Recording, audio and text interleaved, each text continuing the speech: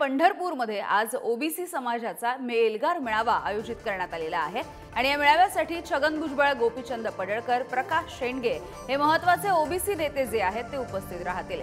ओबीसींमधून मराठ्यांना सरसकट आरक्षण देण्यासाठी या सगळ्यांनी विरोध दर्शवलेला बघायला मिळतोय। छगन भुजबळ आणि गोपीचंद पडळकर नेमकं काय बोलणार याकडे सुद्धा लक्ष असेल।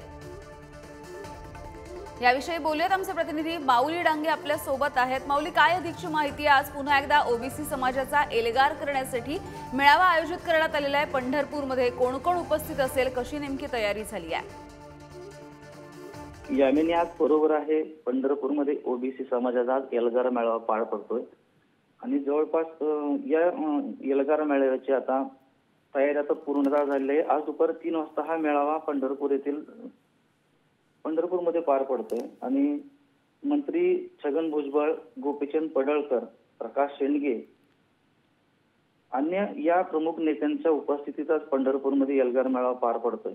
परंतु अनेक एल्गार मेळाव्यामध्ये मंत्री छगन भुजबळ यांनी तोंड सुख घेतलेलं आहे जरांगे पाटील यांच्याबद्दल बोलून।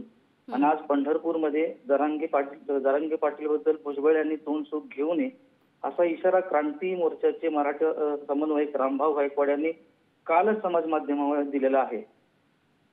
आणि याकडे आता छगन भुजबळ पंढरपूरमध्ये काय बोलतात याकडे सर्वांचं लक्ष लागले आहे आणि अनुचित प्रकार कुठला घडू नये म्हणून असा पंढरपूरमध्ये पोलिसांचा तगडा बंदोबस्तही तैनात करण्यात आला आहे। यामिनी, अगदी माऊली, याआधी सुद्धा पाहिले ज्या वेळेला एल्गार मेळावे झाले तेव्हा त्यांची एकच मागणी होती की ओबीसींमधून सरसकट आरक्षण देऊ नये।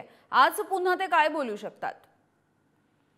नाही, बरोबर आहे यामिनी की ओबीसी मधून आरक्षण देऊ नये, परंतु त्यांची प्रमुख मागणी आहे की एसटी मधून आरक्षण धनगर समाजाला मिळावा, परंतु मराठा समाजाला ओबीसी समाजामधून आरक्षण देऊ नये असंच त्यांनी इतरही सभेमध्ये बोलून दाखवलेलं आहे। परंतु आज काय बोलणार आता याकडे सर्वांचंच लक्ष लागलेलं आहे। अगदी धन्यवाद माऊली या सगळ्या माहितीसाठी।